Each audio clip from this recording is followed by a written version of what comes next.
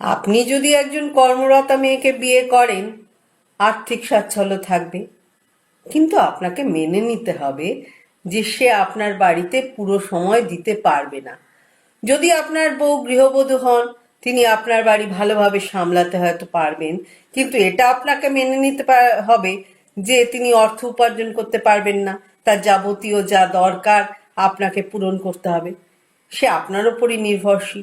যদি আপনি একজন সাবমেসিভ ইমোশনাল মহিলাকে পছন্দ করেন, সে সব মেনে নেবে, আপনাকে দুনিয়া বানিয়ে দেবে, কিন্তু সে কখনো ডিসিশন মেকার হতে পারবে না।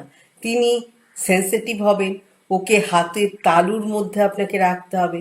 আপনি যদি কোনো এন্টারপ্রেনার বা উদ্যোগপতিকে বিয়ে করেন, কোনো মহিলাকে, আপনার কাঁধের ভার লাঘব হবে ঠিকই, কিন্তু তার অনেক নিজস্বতা থাকবে, তার প্রায়োরিটি থাকবে, তার নিজস্ব অনেক চিন্তা ভাবনা থাকবে, মেনে নিতে হবে।